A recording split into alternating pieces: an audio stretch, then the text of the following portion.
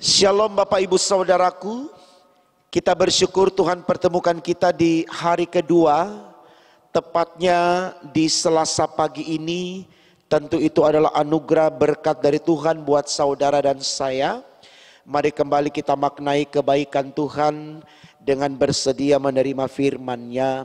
Mari kita berdoa. Dengan tiada hentinya kami terus datang kepadamu ya Allah, karena kami sadar betul Engkau adalah sosok yang sangat penting bagi kami, bahkan terpenting Tuhan. Karena tanpa Engkau kami melangkah dalam kesia-siaan, dan Engkau sendirilah jawaban terakhir dalam hidup kami. Karena Engkaulah sorga bagi kami. Karena itu Tuhan berfirman untuk kami di pagi ini, agar lewat firman-Mu kami tetap semangat untuk menjalani hidup di tengah tantangan sekalipun, tetap setia kepadamu demi untuk kemuliaan nama Tuhan. Berfirmanlah untuk kami ya Allah di sorga, karena kami sedia mendengarkannya. Amin. Saudaraku, bacaan Alkitab kita di Selasa pagi ini diambil dari kitab Daniel pasal 2 ayat 1 sampai dengan 18. Demikian firman Tuhan. Mimpi Nebukadnezar. Pada tahun yang kedua pemerintahan Nebukadnezar, bermimpilah Nebukadnezar, karena itu hatinya gelisah dan ia tidak dapat tidur. Lalu raja menyuruh memanggil orang-orang berilmu, ahli jampi, ahli sihir dan para kasdim untuk menerangkan kepadanya tentang mimpinya itu. Maka datanglah mereka dan berdiri di hadapan raja. Kata raja kepada mereka, "Aku bermimpi dan hatiku gelisah karena ingin mengetahui mimpi itu." Lalu berkatalah para kasdim itu kepada raja dalam bahasa Aram, "Ya raja, kekallah hidupmu, ceritakanlah kepada hamba-hambamu mimpi itu, maka kami akan memberitahukan maknanya." Tetapi raja menjawab para kasdim itu, "Aku telah mengambil keputusan, yakni jika kamu tidak memberitahukan kepadaku mimpi itu dengan maknanya, maka kamu akan dipenggal-penggal dan rumah-rumahmu akan dirobohkan menjadi timbunan puing. Tetapi jika kamu dapat memberitahukan mimpi itu dengan maknanya, maka kamu akan menerima hadiah, pemberian-pemberian dan kehormatan yang besar daripadaku. Oleh sebab itu, beritahukanlah kepadaku mimpi itu dengan maknanya." Mereka menjawab pula, "Silakan tuanku raja menceritakan mimpi itu kepada hamba-hambanya ini, maka kami akan memberitahukan maknanya." Jawab raja, "Aku tahu benar-benar bahwa kamu mencoba mengulur-ulur waktu, karena kamu melihat bahwa aku telah mengambil keputusan, yakni jika kamu tidak dapat memberitahukan kepadaku mimpi itu, maka kamu akan kena hukuman yang sama. Dan aku tahu bahwa kamu telah bermufakat untuk mengatakan kepadaku hal-hal yang bohong dan busuk, sampai keadaan berubah. Oleh sebab itu, ceritakanlah kepadaku mimpi itu, supaya aku tahu bahwa kamu dapat memberitahukan maknanya juga kepadaku." Para kasdim itu menjawab raja, "Tidak ada seorang pun di muka bumi yang dapat memberitahukan apa yang diminta tuanku raja. Dan tidak pernah seorang raja, bagaimanapun agungnya dan besar kuasanya, telah meminta hal sedemikian dari seorang berilmu atau seorang ahli jampi atau seorang kasdim. Apa yang diminta tuanku raja adalah terlalu berat, dan tidak ada seorang pun yang dapat memberitahukannya kepada tuanku raja selain dari dewa-dewa yang tidak berdiam di antara manusia." Maka raja menjadi sangat geram dan murka karena hal itu. Lalu dititahkannya lah untuk melenyapkan semua orang bijaksana di Babel. Ketika titah dikeluarkan supaya orang-orang bijaksana dibunuh, maka Daniel dan teman-temannya pun terancam akan dibunuh. Lalu berkatalah Daniel dengan cerdik dan bijaksana kepada Ariok, pemimpin pengawal raja yang telah pergi untuk membunuh orang-orang bijaksana di Babel itu. Katanya kepada Ariok, pembesar raja itu, mengapa titah yang begitu keras ini dikeluarkan oleh raja? Lalu Aryok memberitahukan hal itu kepada Daniel. Maka Daniel menghadap raja dan meminta kepadanya supaya ia diberi waktu untuk memberitahukan makna itu kepadanya.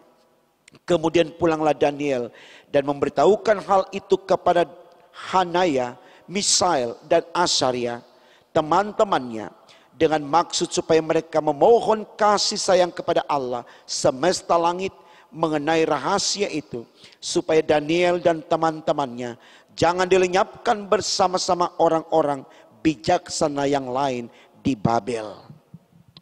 Saudaraku, tema renungan kita di pagi ini dalam Sabda Bina Umat dituliskan demikian, di balik rahasia ilahi.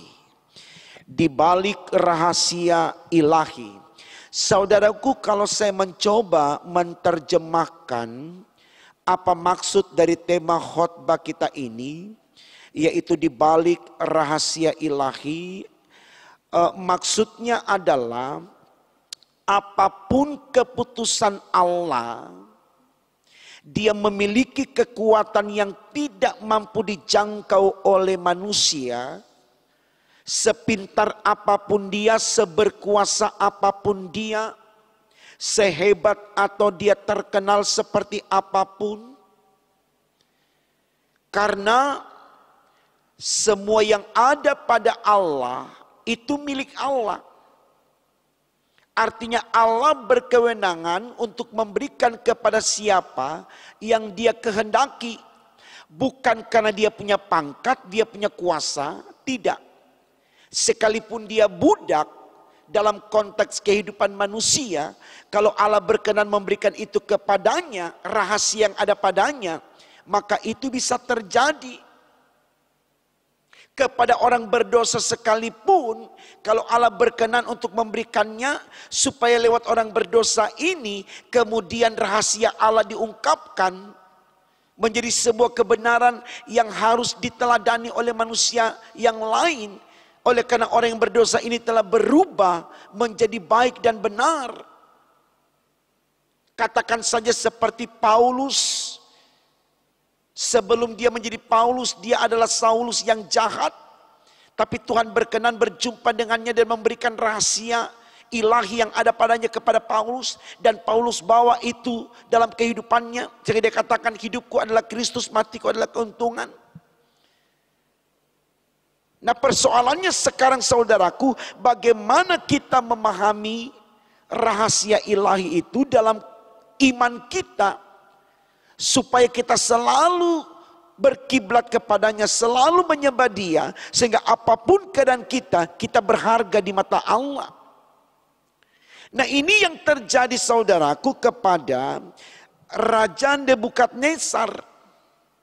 Walaupun dia raja, dia tidak mampu untuk melihat rahasia ilahi yang dia lihat di mimpinya. Dia tidak dapat melihat makna atau artinya, padahal dia penguasa. Karena Allah tidak menghendaki Nebukadnezar memahami apa yang dia lihat di mimpinya.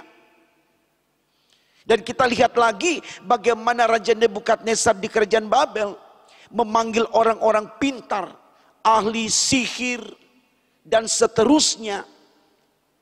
Tapi Allah juga tidak berkenan untuk orang-orang yang hebat di kerajaan Nebukadnezar ini juga bisa mengetahui apa maksud Allah di dalam mimpi atau rahasia ilahi di dalam mimpi Nebukadnezar. Saya pikir ini baik saudaraku, supaya kita tidak terlalu sombong dalam hidup kita hanya karena kita punya kekuasaan, kita punya pangkat, kita terkenal dan seterusnya. Karena di balik cerita Nebukadnezar yang adalah raja, dan juga orang-orang pintar yang dipilih oleh raja untuk bisa mengartikan mimpinya, ada sosok yang bisa kita teladani, yang tidak terlalu terpandang, bahkan orang asing di kerajaan Nebukadnezar, yaitu Daniel dan teman-temannya. Tapi karena Daniel dan teman-temannya orang-orang yang selalu menyembah Allah, beribadah kepada Allah, maka Allah memberikan rahasia yang ada padanya untuk menyampaikannya kepada Raja Nebukadnezar, sehingga mereka tidak masuk dalam hitungan orang-orang yang dibunuh. Luar biasa saudaraku. Pengalaman Daniel dengan teman-temannya, mari kita jadikan teladan yang baik supaya kita betul-betul membangun kehidupan keimanan kita. Karena hanya ketika kita memiliki iman yang teguh, kita tahu rahasia apa yang ada pada Allah. Karena orang yang beriman, yang Tuhan kasih tahu siapa dia, ada apa padanya. Ini baik saudaraku. Coba kita lihat dalam ayat 16 sampai 18 dikatakan demikian begini. Maka Daniel menghadap raja dan meminta kepadanya supaya ia diberi waktu untuk memberitahukan makna itu kepada raja. Kemudian pulanglah Daniel dan memberitahukan hal itu kepada Hanaya, Misael dan Asaria, teman-temannya, dengan maksud supaya mereka memohon kasih sayang kepada Allah semesta langit mengenai rahasia itu, supaya Daniel dan teman-temannya jangan dilenyapkan bersama orang-orang bijaksana yang lain di Babel. Dan kita tahu dalam cerita selanjutnya saudaraku, bagaimana akhirnya Daniel karena memiliki kepekaan iman, artinya dia terus mengandalkan Allah dalam hidupnya, walaupun dia ada di kerajaan yang asing baginya. Orang-orang yang tidak menyembah Allah, tapi dia tidak terpengaruh, dia tetap fokus kepada Allahnya, berdoa kepada Allahnya. Dia mendapatkan kesempatan yang luar biasa. Dia mendapat perhatian yang luar biasa. Dia mendapat kasih yang luar biasa. Itu upah orang beriman. Selain dia tahu rahasia Allah, dia tahu maunya Allah, dia tahu apa yang ada pada Allah karena Allah menunjukkan kepadanya, dia pun mendapatkan kasih Allah. Bukankah ini baik saudaraku, ketika kita berbicara kita hidup dalam kasih Allah? Itu berkat yang luar biasa, yang tidak bisa kita bantah, bahwa tidak ada sesuatu yang besar sekalipun di dunia ini yang bisa disejajarkan dengan kasih Allah.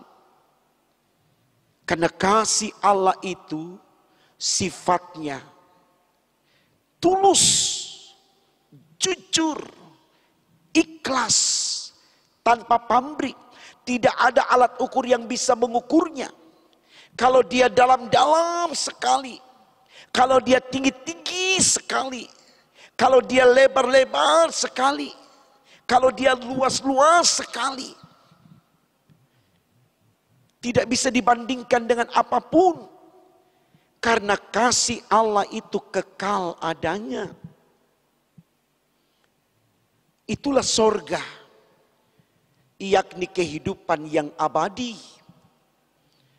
Saya pikir baik saudaraku untuk kita renungkan ini, supaya mari kita selalu berusaha mencari apa rahasia yang ada pada Allah, yang dijanjikan kepada kita, yang menentukan hidup kita. Kita hanya bisa menjangkau itu sekali lagi kalau kita punya iman. Kalau kita punya iman, maka kita mampu selalu untuk konsentrasikan hidup kita kepada Allah. Walaupun mungkin kita tidak melihat wujud Allah, tapi kita mengakui Allah itu ada di hati kita. Ibrani 11 ayat 1.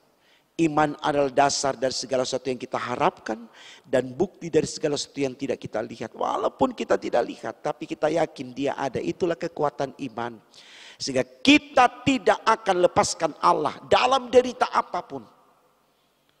Kita tetap memuji dia, menyembah dia, mengandalkan dia. Dan dalam semuanya Allah pun akan mengasihi kita. Selamat membuktikan saudaraku dengan teguhkan imanmu. Kalau khotbah kemarin dikatakan kepada Yosua, kuatkan hatimu, sekarang teguhkan imanmu. Itu berkat yang sempurna. Tuhan Yesus menyertai saudara dan saya hari ini, besok dan seterusnya. Amin. Kita berdoa saudaraku.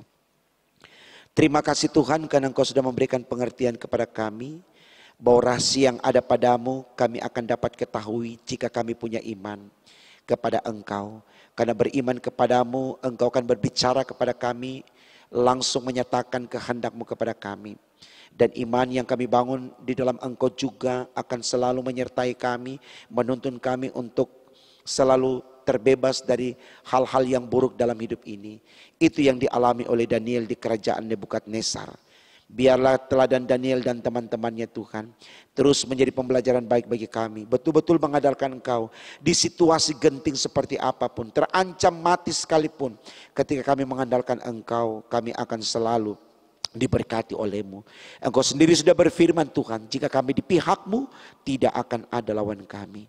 Terima kasih untuk keyakinan iman ini. Biarlah kami terus bangun dalam ketaatan untuk kemuliaan nama Tuhan. Pimpin kami sepanjang hari ini demi untuk kemuliaan nama-Mu. Di dalam nama Tuhan Yesus kami sudah berdoa kepada Bapa di sorga. Haleluya, puji Tuhan. Amin.